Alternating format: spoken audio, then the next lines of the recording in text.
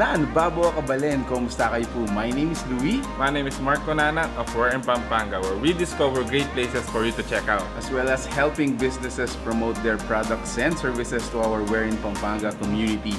For today's vlog, nandito po tayo ngayon sa GLB Office and School Supply. So this is located dito po sa Kingspire Business Center, San Isidro, City of San Fernando, Yes. Pampanga. It's a newly opened business that solely caters, office and school supplies. Yes.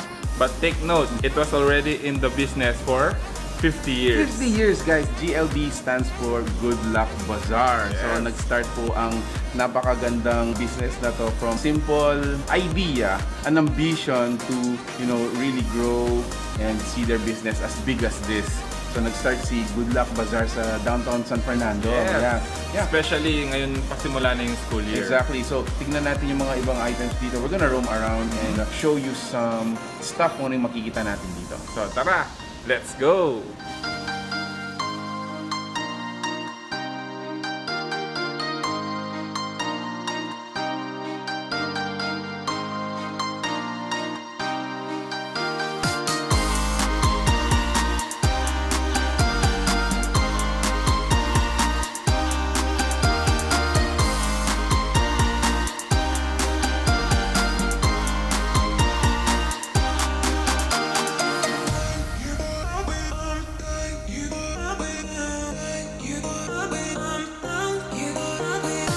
Hi, I'm Christine Go. I'm the manager of GLB Office and School Supply. We just opened last July 22 and we are located here at the Kingspire Business Center at San Isidro, City of San Fernando. GLB stands for Good Luck Bazaar. No? We started way back pa 1953. No? The elders, the Go family, okay, the father and the mother of my husband, Danny Go, they started the business. So, kinukwento niya lagi si Papa, before nung galing siya sa China, nag-umpisa siya dito, cargador, no? Nagbubuhat ng mga karga sa mga tindahan. Yes. Tapos binabayaran siya. Yes. Ngayon, nung nakaipon siya, nagbilao siya. Noong araw kasi yung tawag nila doon, pagbibilao. Yes. Sasabit mo dito, Yes. ilalako mo. Oo. Doon siya nag-umpisa. Ang ginawa niya, nagtinda siya ng mga sinulid, karayom, tsaka kung ano-ano pa. Ikit na, marakang sasalit. Yes. So, siguro naisip niya, palakihin ko ng konti. So, nung nagkaroon siya ng puhunan, nagtayo siya ng maliit na tindahan. From that small store, yung Good Luck Bazaar, yun na ngayon yung Good Luck Bazaar. So, doon siya talaga nag-umpisa. Sa effort nung father ni Dan, his name is the late Go Yuan. Go Yuan. Yes, he's a very good man. Kahit siguro ipagtanong mo sa mga nakasama niya at mga naging kaibigan niya. Businessman sa San Yes. Fernando. He's a very good man. May magandang track record.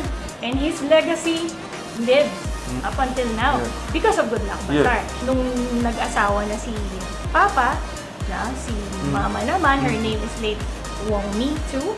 Okay? Nagtulungan silang dalawa, hindi nila iniwan ng isa't isa.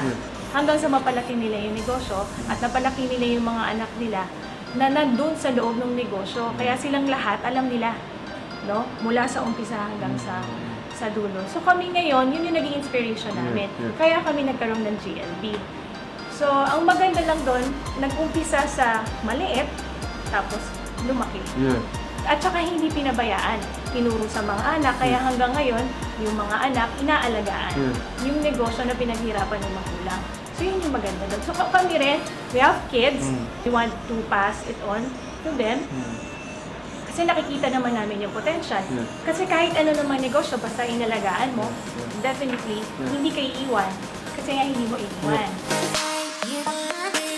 Why did we put up another branch? That's the question.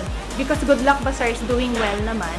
Pero we decided to have another branch because we want to cater to more people. This is a self-serve type of store that you can roam around. And so kung gusto mo na nagsa-shopping ka na hindi ka na stress, aside from mura na yung binibili mo, nasa maganda ka pang lugar, it helps maging komportable kang mamili, di ba?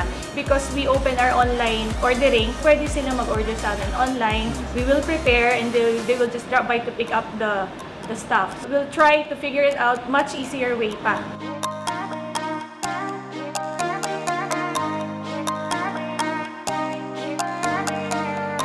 dinagdagan namin yung mga items na in demand na nasa pinakamababang presyo na kaya namin ibigay. In Good Luck Bazaar, on the other hand kasi, focuses on wholesale. Good Luck Bazaar is still old school. No? Doon sa Good Luck, pwede ka makabili ng yarda ng ribbon, okay? Pwede ka makabili ng yarda ng garter. Yun kasi hindi mo na mabibili sa ibang tindahan. Pero kami still, ginagawa pa rin namin. No? So, dito sa GLB, we can also sell ribbons by yard, okay?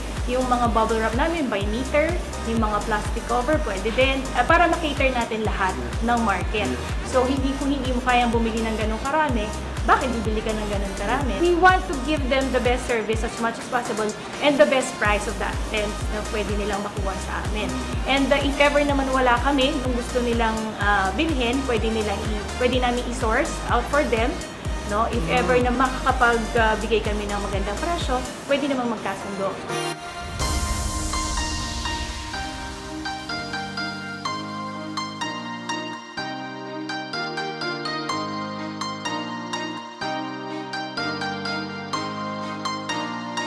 Aside from the good ambience, we can offer you the best price. Okay? Because Good Luck Bazaar, definitely, we have the best price.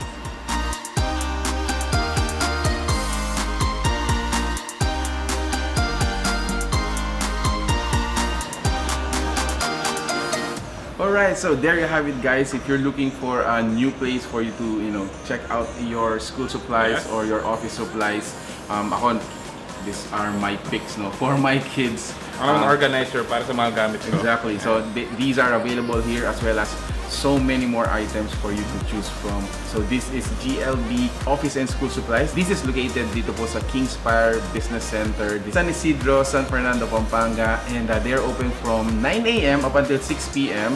Monday to Saturday. Alright. That's it. Thank you for watching We're in Pampanga. Until our next discovery. Peace out.